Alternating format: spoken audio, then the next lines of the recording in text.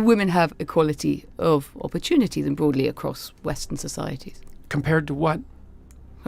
Compared to not having equality of opportunity. Well, compared to 100 years ago, yes. Compared to 50 years ago, yes. Compared to most places in the world throughout history, yes. Compared to a hypothetical ideal, no. But would I'm that very, very hypothetical leery. ideal be a good ideal or a bad ideal? Well, it depends on how you define equality. If you define it as equality of outcome, then it's a catastrophic ideal. See, this is something too. One of the things I've been struggling with recently is the idea of boundaries, let's say. We know absolutely, and this is relevant to your questions on progressivism, we know that the left can go too far, and we know that the right can go too far. I mean, I would say that's the abject lesson of the 20th century. Both can go too far. And we kind of know when the right goes too far. We probably think the right goes too far, if you had to boil it down to one thing, when people start making claims of racial or ethnic superiority. That seems to be the marker. But we don't know when the left goes too far. And the left, to be frank about it, isn't very careful about differentiating itself into those who are pursuing a reasonable progressive agenda and those who have seriously gone too far.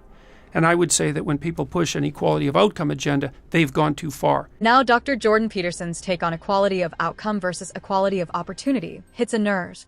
It's like comparing a team sport to a board game. One rewards effort and teamwork. The other demands everyone finishes with the same score regardless of skill.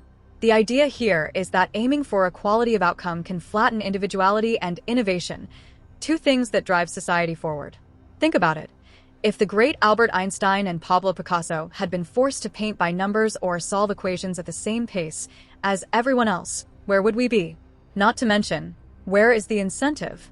What is the incentive for someone waking up every single day to work and make money when they will end up at the same place as someone who doesn't do these things? Peterson is poking at the risk of losing the spark that makes people strive for greatness. That's a big deal. By the way, guys, if you are finding this video enlightening and entertaining, please give it a like and subscribe to the channel. It makes my dog very happy. She gets a treat every time I get a new sub. Thanks. Even though it's not as blatantly horrifying, let's say, as claims of ethnic or racial superiority, the consequences of playing that idea out in the world are seriously not good. But surely they are, they're two kind of doorstops at the far ends of the arguments. I mean, very few people, I think, on the left, and there would be some who would advocate for absolute equality of outcome and everything it would take to achieve that. It's not so clear to me Similarly, that that's a minority view. There may be lots of things that are wrong both on the left and on the right that don't involve the right being overtly racist and the left wanting absolute equality of outcome. It's a space surely in the middle that matters, and that's why I suppose people feel that sometimes your argument is almost sort of, it's driving towards picking the fight rather than liberalism would, I suppose, encourage you to take the best, and we can have the argument about what's the best and what's the worst of everything that's in between. No, I think that the left poses a far greater danger than your analysis suggests. I certainly see this in the universities. And the drum is being beat very, very hard, perhaps not so much here, but in North America, for equality of opportunity or equality of outcome under the rubric of equity. And equity is essentially a doctrine that fosters the notion that equality of outcome is not only desirable, but should be pursued as an object or as an explicit aspect of public policy. The idea being that if there isn't equivalent representation of all possible groups at all possible levels of all possible hierarchies, that indicates a tyrannical prejudice that needs to be rooted out. And that's having an absolutely pernicious effect on institutions, especially educational institutions in North America. This bit is where Dr. Peterson brings the hammer down on the concept of equity as public policy. He's painting it as a well-intentioned idea that, when overextended, risks creating more harm than good. It's like overwatering a plant. It starts with good intentions, but too much can drown the roots. I know this because I've done it. His critique of equity in education resonates with the idea that forcing balance at the top levels doesn't always fix the underlying problems. It's worth asking, do we focus too much on the outcomes and forget about addressing the roots of the issue, like education access or mentorship early on? As you'll start to notice, this woke interviewer will start playing gotcha with Dr. Peterson, and she will soon realize she made a big mistake. It's not it's an increasingly widespread view, and I think it poses far more danger than you think. Is it possible that views become more attractive when something is dissatisfied and when aspirations have not been met, which are reasonable aspirations to have, and you can then say that the answers are wrong or that they distort. Sometimes. But so I suppose I'm trying to say, if this is such a popular view, to cite your example on campuses in North America, it may be that there's something out there that existing society has not satisfied. What hasn't satisfied the ever-present human tendency towards envy and resentment, that's for sure. So that's all that's driving it. Not all, but it's a tremendous amount of what's driving it. And an absolute lack of gratitude for what we've managed to accomplish and what we have in front of us. Envy and resentment, the timeless villains of human motivation. Nietzsche said it best. Envy is the ulcer of the soul. Peterson is hitting on something universal here. When people feel left behind or unappreciated, they can channel that frustration into movements that, while valid in their concerns, sometimes lose sight of balance. It's like being mad at your roommate for leaving dishes in the sink, but then deciding the whole kitchen should be demolished. The key is addressing the issue without letting resentment steer the ship. I mean, unfairness, does that figure? Well, unfairness is a very ill-defined term. I mean, it's not so obvious either. It's not so obvious what's fair. So, for example, I got embroiled in a dispute the last time I was in the UK about the issue of the gender pay gap. And, from a social science perspective, the idea of the gender pay gap is it's so poorly formulated that it's almost staggering to me that people can even conceptualize it in this manner. It's not a univariate problem. It's a multivariate problem. Men and women don't make the same amount of money. So we can break it down and then we can go through the not only could we have to. Good. And we can't assume that just because in all situations women don't make as much money as men, although there are some situations in which the reverse is true, by the way, that the reason for that is prejudice and oppression. There's many reasons for it. One reason, so there's a book by Warren Farrell, for example, called Why Men Make More, and he outlines like 42 reasons why men make more money than women. One of them is that men are much more likely to take dangerous occupations.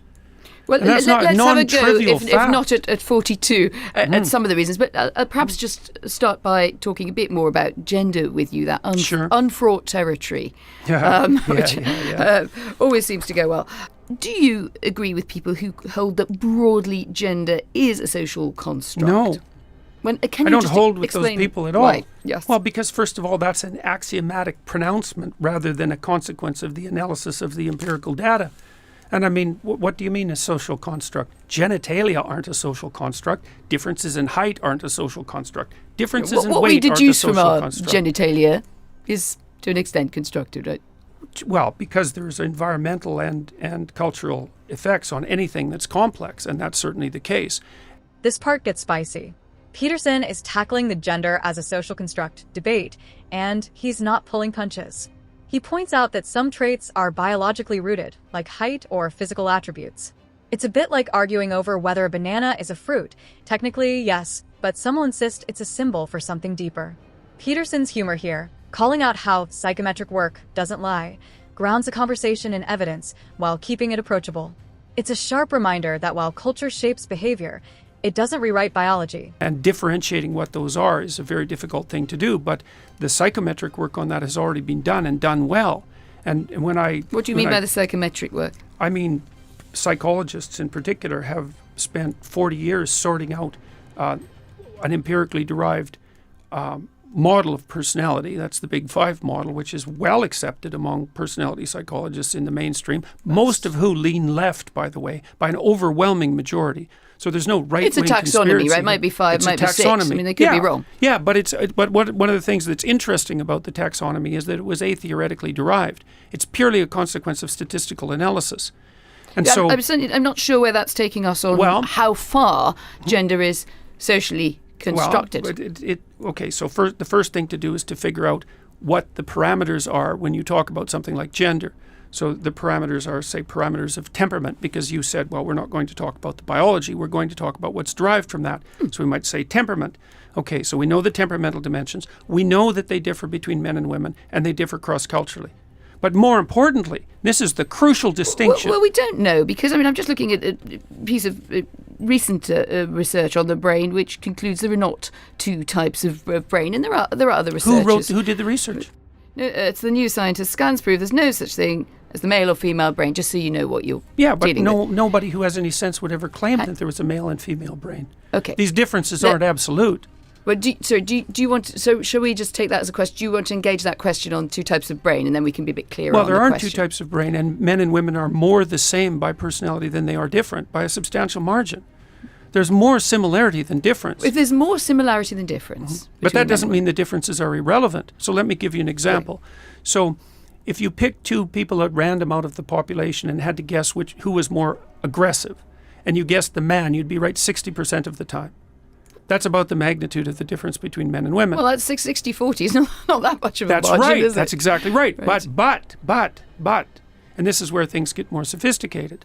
All right, so then imagine that you had to pick the 1 in 100 most aggressive person and put them in jail, which is what we do. They're all men.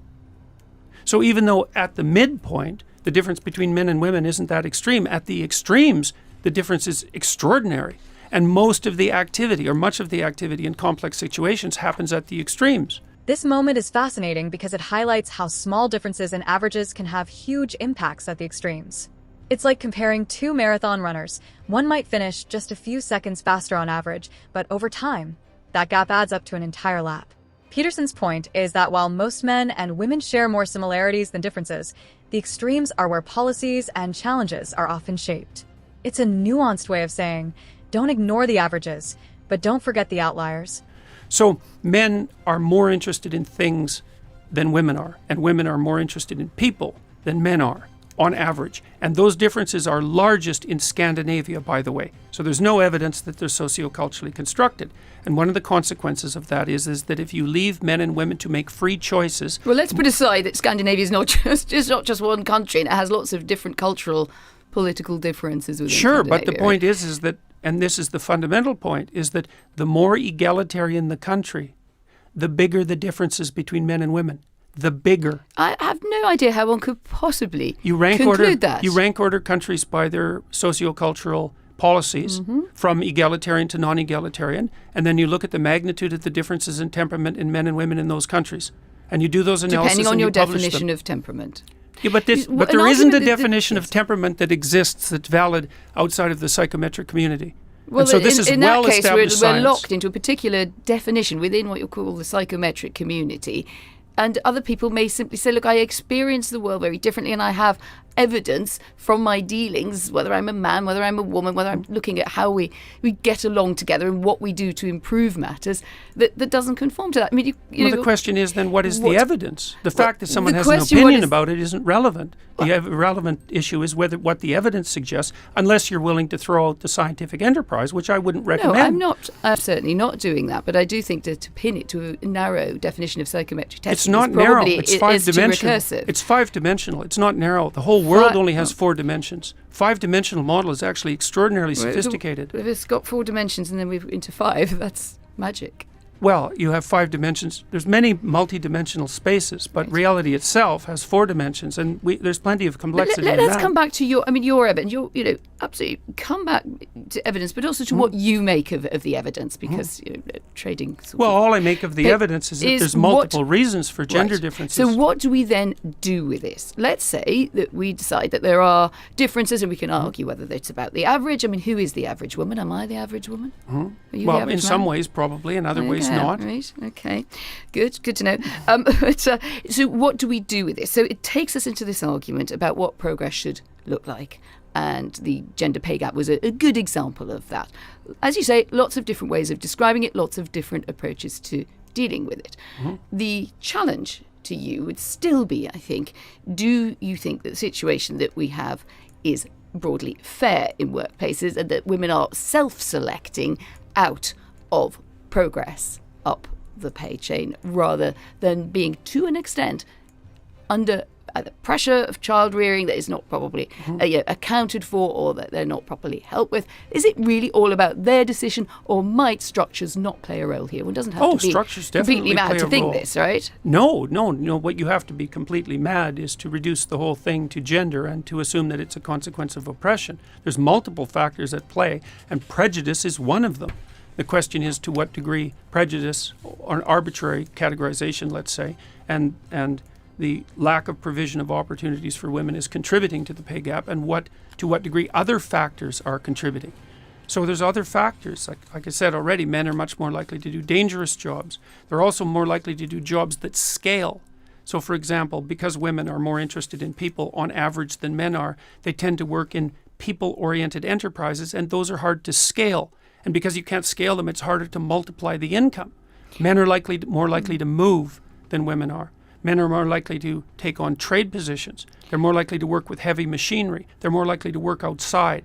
All of these things add to the... But if you cashed out, sorry to interrupt you there, but if you took out working with heavy machinery, which some women do, but more, we will say, right, more men will elect to do that. There's quite a lot of things in there where they're being nudged. We're all nudged throughout our life to certain choices. We don't have to accept the nudge. But then would you accept that women have lacked opportunities, that they've lacked? The nudge has not operated in the same way. So for you to say, end up... Over what time span? Well, you can choose your time span. Say 100 years if you like. I would don't say really it mind was, the time span. The point is, are women, in a sense, already going through a number of gates in life, and some of them are wider than others? It's complicated. I mean, I think men were directed down narrow pathways in ways that women weren't.